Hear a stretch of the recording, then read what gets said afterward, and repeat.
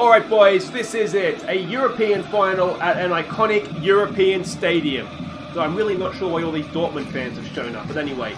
This is a chance tonight to go out there and become Brentford legends by winning this club its first ever major trophy. And you can bask in that glory forever, boys. So get out there, give me the best 90 minutes you can, and come back as Brentford Immortals. Is that in the bill too, Aussie? Hi guys, I'm Aussie and welcome to Season 5, Episode 17 at Brentford as we follow in Dean Smith's footsteps. And today it's the final episode of the 5th season and we are in Germany, in Borussia Dortmund's ground to face Celta Vigo in the Europa League Final. It would be, if we could win, a first major trophy for Brentford, obviously a first European trophy as well. And somewhat concerningly, maybe we are the favourites for this one, which is nice, but given the recent form, yeah, we really didn't finish that season well, did we? So, yeah, that is slightly concerning. Now, there is some news to catch you up on. First up, we have some World Cup squads that have been announced. You can see we've got 5 players going. Pickford, Fetayap, Mario, who won the English Premier League Young Player of the Year, so well done to him. Michelotti and McKenna as well are all going to the World Cup, so well done, as I said, to them. And news ahead of the final is that Vassi has injured himself. He is out for this one. He wouldn't have started. Fetayap was going to start, but he would have been a nice option on the bench. But that is an option that, of course, we don't have. But let's focus in on this final. We're also going to have, of course, our end-of-season awards after the game, as well as our goal of the season competition. So a lot to look forward to beyond the game. Now, if we have a quick look here, they are a Marcel Gallardo-coached team. Or Marcelo Gallardo. He was always a favourite of mine as a player. And he looks to be a very, very good manager, unfortunately, as well, doesn't he? They're an attacking, passing style of play. You can see they finished 5th in the Liga. So, somewhat worryingly, they have to win this to get into the Champions League. A reminder, we're already there. We got there by 3 goals over Chelsea. So, we don't need to win this. We're the best team in London. Look at that. Yeah, we don't need to win this to get into the Champions League. They do. So, that maybe puts a little bit more pressure on them as well. Bill Tuazi, formerly of our parish, of course, he plays for them. Now, unfortunately, he's been scoring a lot of goals for them in recent times. Now, he had a good year for us in the Championship. He did not get it done for us in the Premier League. So he's almost certainly going to come back and haunt us. So that's something to look forward to.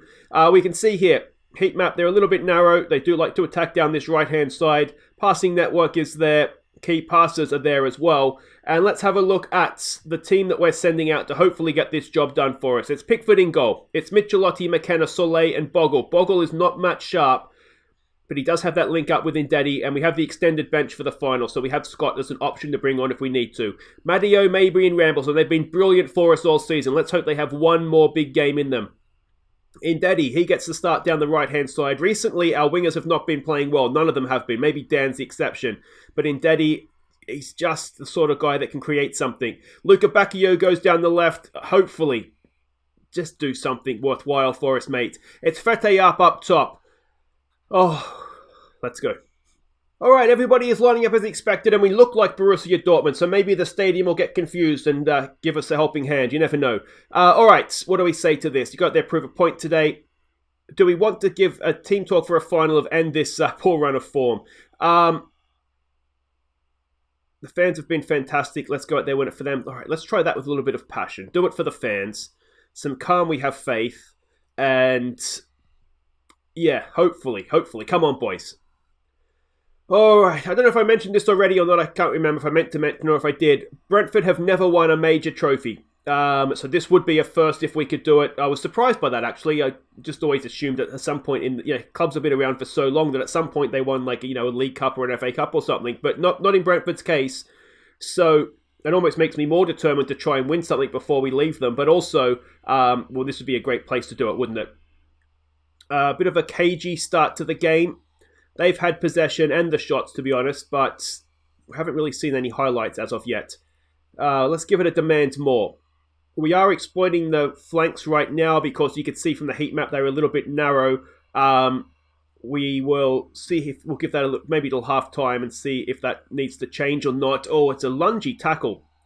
But the guy apparently won the ball. Madio, there's a cracking pass for Thingo getting forward. It is Michelotti to Fetayap, and Fetayap, 16th of the season, gives us the goal.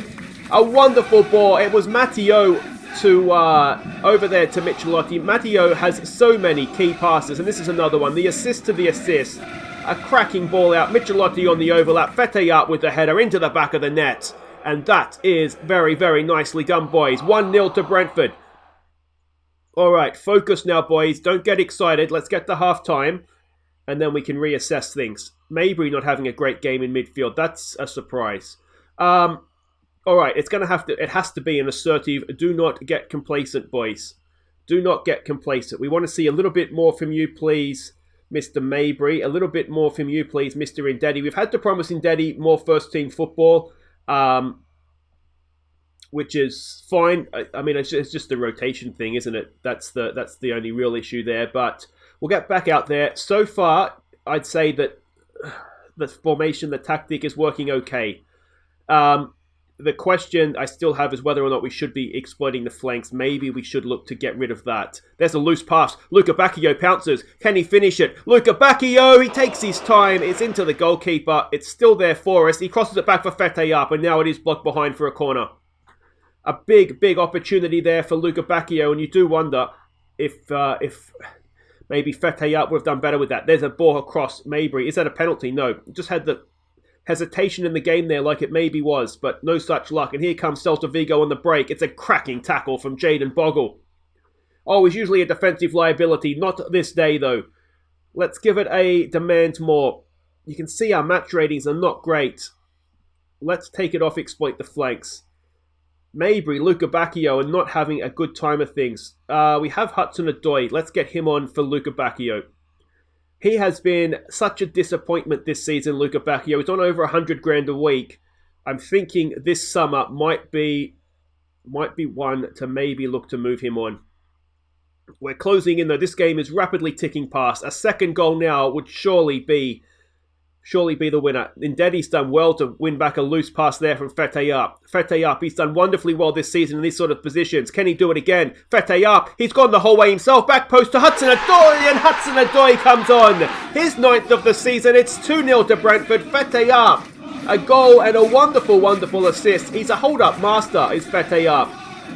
We'll tell him to concentrate again, but he went past defenders like they weren't even there. Got himself to the byline, pulled it back. Luca Bacchio would have fancied to stick that away or probably hit the side netting, but Hudson-Odoi comes off the bench, gets the second goal, and that is surely that. Come on, boys. We're looking okay now, aren't we? Let's give them some praise when we can. Another booking there for Celta Vigo. Michelotti gets it forward, looking for Fete up. Oh, Fete up's had a masterclass. Oh, and that's a stunning save. They've gone 4-2-4. We should probably go back off attacking. There's and McKenna! Only his second goal of the season. And Hudson-Odoi this time with the assist. McKenna with the goal.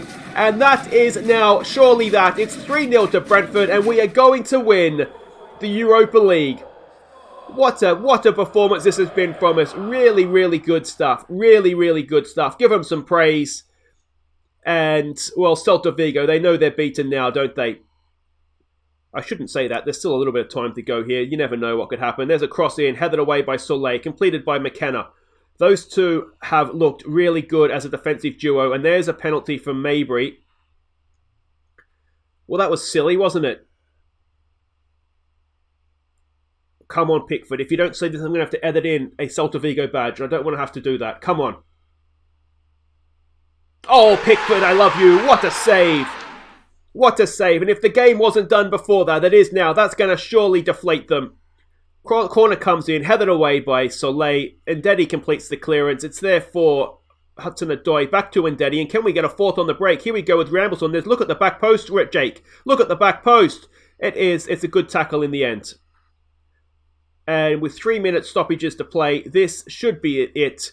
Here we go, and there it is. We have won the Europa League, a first major trophy for Brentford. That is excellent, excellent stuff.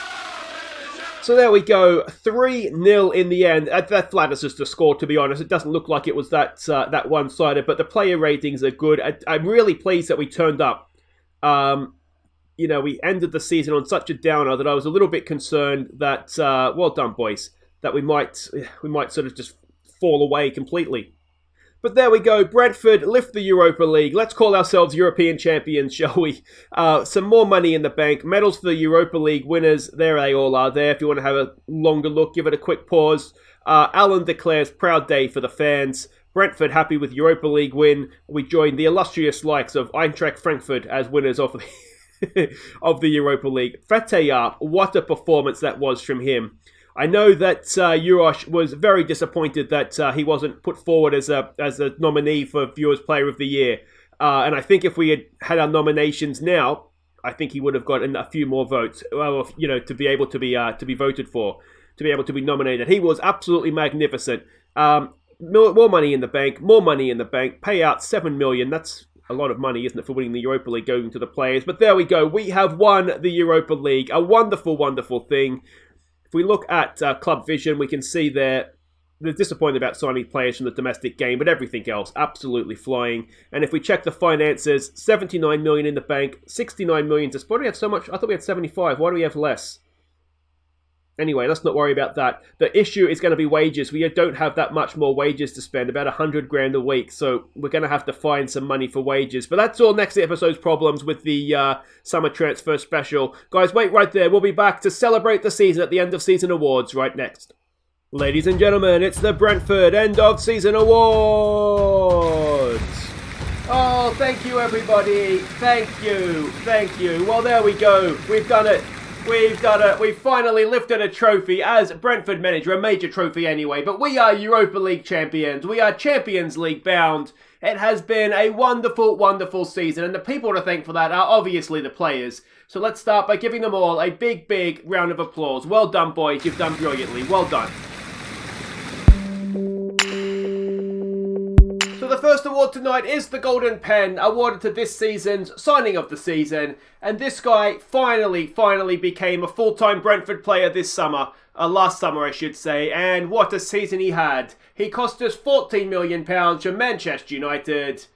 Hannibal Mabry. The next award is the Golden Card, awarded to this season's player with the worst discipline. And it was a very, very tight contest this season, let me tell you. But with 9 yellow cards, the winner is Scott McKenna. The next award is the Golden Bullseye, awarded to the player with the best pass completion. And with 90% pass completion, the winner is Jordan Pickford. The next award is the Golden Spoon, awarded to the man who feeds the strikers, the man with the most assists. And this season, we've already seen him up here once tonight, he had 11 assists. It was a wonderful season, and the winner is Hannibal Mabry. The next award is the Golden Anchor, awarded to the player who we can rely on, the man with the highest average match rating. And we had a team of players this season who were consistently good all through the year. But there was one man who perhaps did just stand out above the rest, with an average match rating of 7.36. The winner is Madio.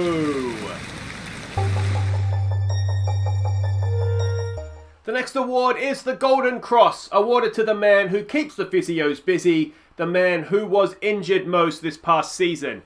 And, well, this guy we didn't see much, and perhaps this explains why. With 27% of the season missed, the winner is Stroglbakla. Next up, it's the Golden Soother, awarded to the baby of the team, this season's best young player. And, well, this guy, he was the English Premier League's best young player, so it's perhaps no surprise that he wins the award here at Brentford as well. The Golden Soother goes to Madio.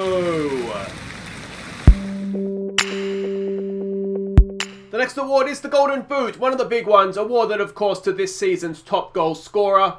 And this guy was superb in the cup final. He was superb all season long. With 16 goals, the Golden Boot goes to Fetea. Now it's time for one of the big ones. It is the Viewers Player of the Year, as voted by you watching at home on YouTube. and we had 4 very good nominees. And I know there are some fans that would have liked a 5th in Fetayap, but that's not how the system works. But you voted on your masses, and this season's Viewers Player of the Year with 40% of the vote is James Garner. Now, before we get to announcing the big one of Player of the Season, we do need to take a minute to acknowledge the Team of the Year. So if you do just direct your eyes up to the board, you will see that the goalkeeper is Jordan Pickford. The back 4 is Michelotti, Suisi, Soleil, and Scott. We love an S in defence, don't we? The defensive midfielder is James Garner. The midfield duo is Rambleson and Mabry. What a duo they've been all season as well. The wingers are Hudson-Odoi and Dan. And the striker is, of course, that man, Fetayap. Congratulations, boys. You've all had wonderful, wonderful seasons. And now it is time to announce the big one, the Golden Star for this season's Player of the Year. And, well, as I've said it before, there was a number of players that were just consistently good for us all season. But this guy was definitely one of the standouts. With 63% of the vote, the Golden Star goes to Hannibal Mabry.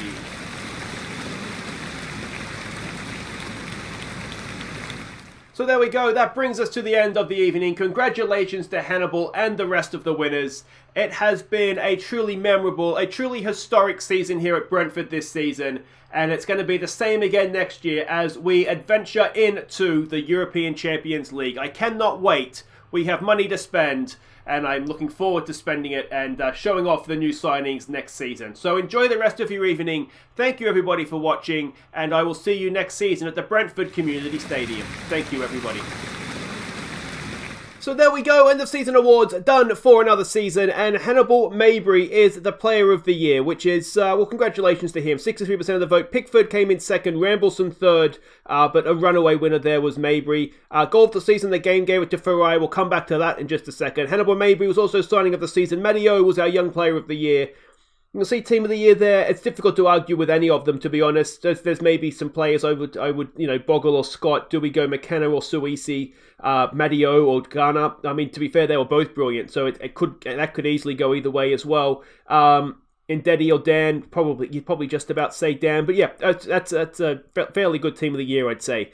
Fetayap was, of course, the top goal scorer with 16. Matteo won the Golden Anchor for highest average match rating. Hannibal Mabry with 11 assists was the Golden Spoon winner. Pickford with 90% pass completion was the Golden Bullseye winner. We don't give out Man of the Match awards on the night, but Jake Rambleson, 8 of those. What a season he had. The Golden Card, well, it came down to between McKenna and Michelotti for yellow cards. The red cards weren't enough to boost Hickey or Mabry in there.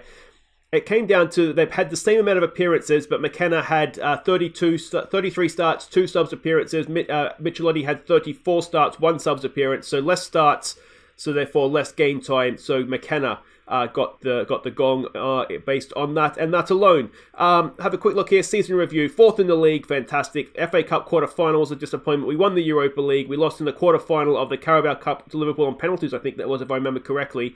Match of the season, our demolition of Arsenal 4-1. Moment to forget, that was early on, wasn't it? The smashing of Brighton. That might have even been the opening day of the season, was it? 27 players, only joint second. That is usually the Aussie Villain Award. And the highest average, the average attendance was 100% full. So we might need to look. Are we already expanding the stadium? We are already expanding the stadium, so that'll hopefully be increased ready for next season. The 2020 side, where are they now? I'll leave that there if you want to have a quick look. Give it a pause. Some familiar names. I think this would have been before we came in, though, wouldn't it?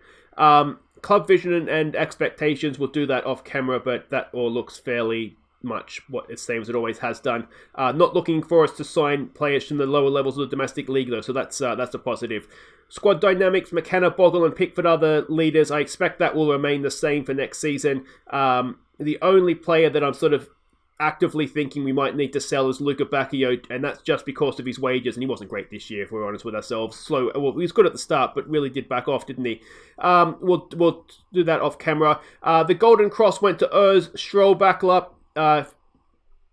We never really got to see him because he can only play in cup games, and he was injured for a lot of those cup games anyway. So I think he could be a decent player, but we might need to loan him out just to make sure he gets to his potential. We'll see how our squad registration is going when we get there next season. End of season squad break. Anything else here? Brentford players in the squad of the season for the Europa League. So Pickford's there, Hudson-Odoi and Vassie are all in the team of the year. So well done to them. Now let's have a quick look before we go to the goal of the season at the squad so we can see where we want to build for next season. In terms of appearances, Pickford led the way as you would expect for the number one. Maybe Michelotti, McKenna, you can see all the top players there for us. It's relatively even. I do, as you've probably noticed, like to sort of balance out the games. If we have I try to have two players of roughly the same ability for each position, so that balances out the game time. If we look at the players we didn't use, we've got a couple of youngsters down here. Mahue, I would have liked to have used him a little bit, but the way that the season kind of worked out, we didn't get a chance. Peter Hall is developing into a useful left-back, which is good because he came through our academy.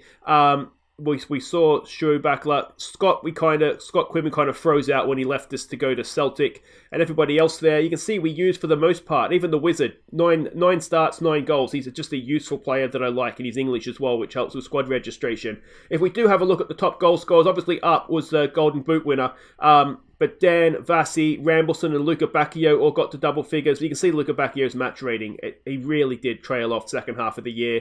Who am I saying here? The Wizard and Hudson-Odoi just short. Ndedi got himself 8 goals somehow. Even Nasari got 6. You can see there, Munro, Mabry, Soleil got a few. Really, really happy with how that went this season. Assists, Mabry just ahead of Ndedi. Michelotti, very productive from left back as well. Up. What a player he was, and what a final he had. Scott Garner, you can see everybody there that's got themselves some assists. If we look at the average ratings, Garner should have won the the Golden Anchor apparently, but instead it went to Matteo, and we can see everybody going down there. Panzo, when he plays well, doesn't he? Farai, Scott, everybody else that got over 7s. If we go down and have a look at the players who didn't, Hickey, who was a disappointment, Pickford, who is a goalkeeper, and then we've got Palaversa, Luca Bacchio, and Schubackler, who really didn't play that much. So, yeah, I think the squad had a very, very good season. I don't think we need to do surgery for next season, even if we are in the Champions League. We just need to try and strengthen a little bit of stardust, I think. But let me know what you guys think, where you think we can strengthen ahead of the next episodes. Of course, our summer transfer special. Now, of course, just a reminder that there won't be an episode tomorrow to give me a chance to record that summer transfer special, but we'll be back. Will that be Wednesday with said summer transfer special? But this brings us to the goal of the season. Now, as you are probably aware at this point, the way this works, there will be the Farai goal plus 3 others I deem worthy of potentially being goal of the season. There will be a link down in the description, same as voting for Player of the Year. Click on that. That'll take you to a straw poll. Vote for which goal you think is your favourite, or you think which goal is your favourite, and then we'll sort of decide which goal we decide is going to be goal of the season. And before that, we'll have a look at some of the honourable mentions. We scored some good goals this year, so there's a few others that are definitely worth a second look. So until next time, guys, I've been Aussie Villain. Thank you so much for watching. Don't forget to like and subscribe. Take care.